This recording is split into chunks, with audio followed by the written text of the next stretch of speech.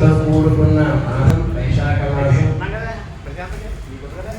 ఈ రోజున సింహాచలంలో వస్తువులని తీసి నిజరూప దర్శనం చేసుకునే రోజు అక్షయ తృతీయ. ఈ రోజున ఏ దానం చేసినా మంచి ఫలితాన్ని ఇస్తుంది. మనకి ఇక్కడ లక్ష్మీ నరసింహస్వామి ఈరోజు మనకు దర్శన భాగ్యాన్ని కలిగించారు. ఈ లక్ష్మీ నరసింహస్వామితోనే మేము 11 రోజుల పాటు ఆదివారం నుండి ఆదివారం రోజున భగవద్ రామానుజ జయంతి, భగవద్ రామానుజుల ఆజ్ఞ తీసుకొని 22వ తేదీ శ్రీ నృసింహ జయంతి రోజున యాదగిరిగుట్ట చేరుకుంటాం. అంటే రోజు 6 కిలోమీటర్లు పాదయాత్ర చేస్తూ 10 గ్రామాలలో లక్ష్మీ నరసింహస్వామి కళ్యాణ ఉత్సవాన్ని చేసి వాళ్ళందరూ కూడా లక్ష్మీ నరసింహస్వామి అనుగ్రహాన్ని అందిస్తూ ప్రతిరోజు ఉదయం 6 గంటల నుంచి 8 గంటల వరకు పాదయాత్ర ఉంటుంది. 2 గంటలు మాత్రమే. రోజు 6 కిలోమీటర్లు. సాయంత్రం 6 గంటలకు కళ్యాణ ఉత్సవం, మళ్ళీ తెల్లవారి యథావిధిగా మళ్ళీ ప్రయాణం.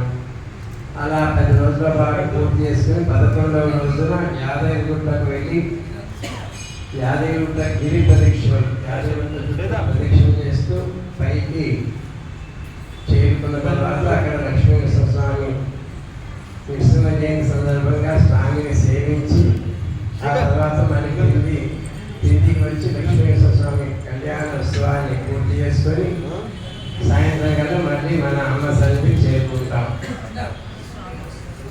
ఈ లక్ష్మీ నరసింహస్వామి అనుగ్రహం కేవలం ప్రహ్లాదుల కోసమే నృసింహ ఆవిర్భావమైందా, లేదా హిరణ్యకశిపుని సంహరించడం కోసం నృసింహ ఆవిర్భావమైందా, ఈ రెండింటి కోసం కాదట. అమ్మకు ఆ సౌందర్యాన్ని చూపించడం కోసం నరసింహ రూపం ఎత్తారట స్వామి. ఎత్తి ప్రహ్లాదుని రక్షించడం, హిరణ్యకశిపుని సంహరించడం. ఇందు గడడందు లేడని సందేహం వలన ప్రహ్లాదుడు ప్రార్థన చేస్తే స్తంభంలో నుంచి ఆవిర్భవించాడు స్వామి. ఎప్పుడు ఆవిర్భవించాడు? స్తంభం నుంచి ఆవిర్భవించి హిరణ్యకశిపుని సంహరించడం కోసం హిరణ్యకశిపుడు చూశాడు, భయపడ్డాడు. ఒకసారి చేతితో చరిద్దామని స్వామి నరసింహస్వామి చరిచారట. ఆ చర్చగానే హిరణ్యకశిపుడు కనిపించలేట.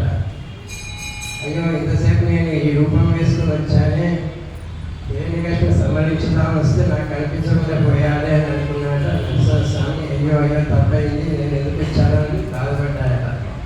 తమాషాగా చెప్తుంటారు. ఆ హిరణ్యకశిపుడు గోడలో ఇరికిపోయాడట. అంత చిన్న రూపం, చిన్న పెద్ద రూపం, ఒక రేణులాగా కనిపించాడు హిరణ్యకశిపుడు. గోడలో ఇరుక్కుపోయాడట. ఒకసారి చప్పట్లు కొట్టగానే హిరణ్యకశిపుడు కింద పడిపోయాడట. ఆహా, ఏమి ఆ రూపం! అహో రూపం, అహో ధైర్యం అంటూ స్వామి ప్రార్థన చేశాడు ప్రహ్లాదుడు.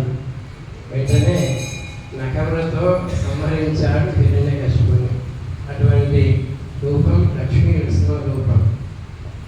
రాముడు అందగాడ, కృష్ణుడు అందగాడ అంటే కాదట. రాముడికి 100 మార్కులు, కృష్ణుడికి 100 మార్కులు. అదే నరసింహస్వామికి 200 మార్కులు పడతాడు అందరూ. ఇటు నర రూపం, అటు సింహ రూపం. కంఠం వరకు నర రూపం, తల వరకు సింహం.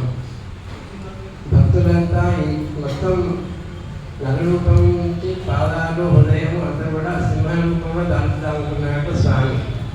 భక్తులు వచ్చి పాదాలు మావండి, ఇది సింహరూపం దాల్చడం వీల్లేదు, పాదాలు మాకు కావాలని పాదాలు వద్దన్నాడు స్వామి. అలాగే అని చెప్పేసాను. ఆ తర్వాత నాభి కూడా సింహరూపం దాల్చుదామనుకున్నాడు. నాభిలో నుంచి బ్రహ్మ వస్తాడు కనుక బ్రహ్మ వద్దన్నాడు. నాకు నాభి ఈ స్థానం కనుక దీన్ని సింహరూపంగా మార్చవద్దు అన్నాడు. అలాగే హృదయం దాకా వచ్చి హృదయం కూడా సింహరూపంగా అనుకున్నాడు. అమ్మ ఒప్పుకోలేదు.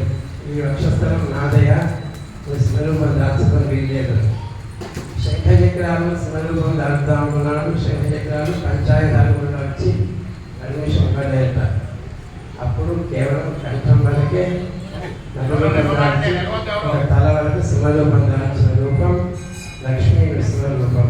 అటువంటి రూపాన్ని మనం ఈరోజు ధ్యానం చేస్తూ ఈ జన్మ ఇచ్చినందుకు తర్వాత మనం మరణకాలంలో స్మరించలేము. అప్పుడు కపం అడ్డొస్తుంది, ఎన్నో రకాల బాధలు మిగులుతాయి, అప్పుడు స్మరణ చేయలేము. కావున మనం మంచిగా ఉన్నప్పుడే స్వామి నామాన్ని జపం చేస్తూ నామస్మరణతో స్వామి అనుగ్రహాన్ని పొందుదాం. ఈరోజు అక్షయ తృతీయ, అందరం ఆనందంగా లక్ష్మీ స్వరూపాన్ని మనసులో ధ్యానం చేస్తూ స్వామిని అనుగ్రహం పొందుదాం. జై శ్రీమన్నారాయణ.